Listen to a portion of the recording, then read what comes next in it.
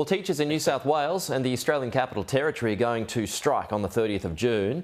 Both public and Catholic school teachers will walk off the job, coming together for the first time to take industrial action. Joining us live now is the Secretary of the New South Wales and ACT branch of the Independent Education Union, Mark Northam. Mark, why was there no other option?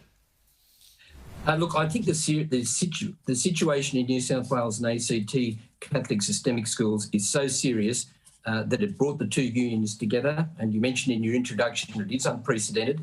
We had a joint executive meeting yesterday of the two unions, and there was unanimous outcome that we request of our members that they take strike action next Thursday, the 30th of June.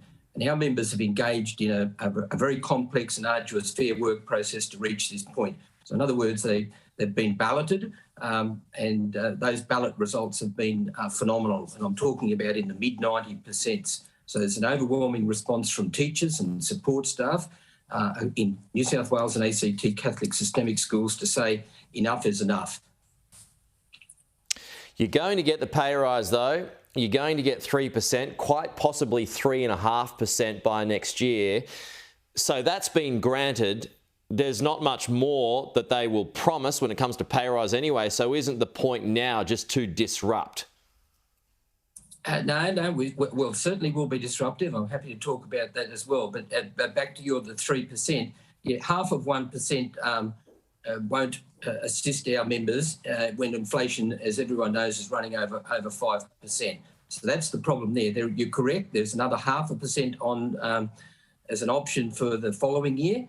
But teachers and support staff, we're not in the business of making a particular product or a widget. What we're doing is engaging in the teaching and learning processes with young people. And it's very, very difficult to establish, just exactly what would be an outcome that would be deserving of a sort of a productivity bonus in a school. I'm not sure. I'd like to see that productivity in a school could be measured by having a trained teacher in front of students every lesson, every day. And that's not what's happening now. So we've got teachers standing in corridors, we've got teachers standing between classrooms, and we've got teachers sharing classes, and we've got multiple classes in school halls, drama rooms, and the like. It's simply not working. Catholic employers would tell you on their own estimates, they're going to be 4,000 teachers short by the end of this decade. 4,000 teachers, a lot of people. We think that's a conservative number, by the way, but that's the number that they've researched and come up with. But if you need 4 to 5 years to train a teacher, the teachers are leaving the profession and the graduates aren't coming in. And that's the core of the problem. The problem is that people are no longer finding teaching an attractive career. Enrolments in universities have plummeted by 30%. If you've got a 30% plummet on one side of the ledger and people leaving on the other side, you have a problem. And that's what's manifesting itself in schools.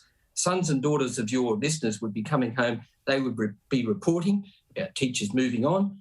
They'd be also talking about shared classes and possibly out in the yard or in the school hall. It is a serious situation, and as you indicated, it demanded a serious response, and that's what we did. What does all this mean for the kids, Mark?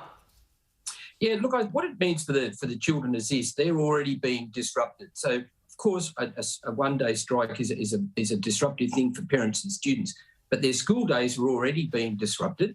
And what we would say to parents, and indeed we put an open letter to parents up on our website and had tremendous traction. We think that parents are on our side. They saw up close how schools operated during the COVID period, and they're very, very supportive of teachers. Usually we might get some aggrieved members of the public ringing the union. In our last stoppage a few weeks back, that just did not happen. We think that parents get it because their sons and daughters are telling them what it's like inside those schools. Okay. Mark, we will have to leave it there, but thanks for your time this morning. I appreciate that. That is going to be a whopper of a strike when that happens, but thanks for your time, Mark Northam there.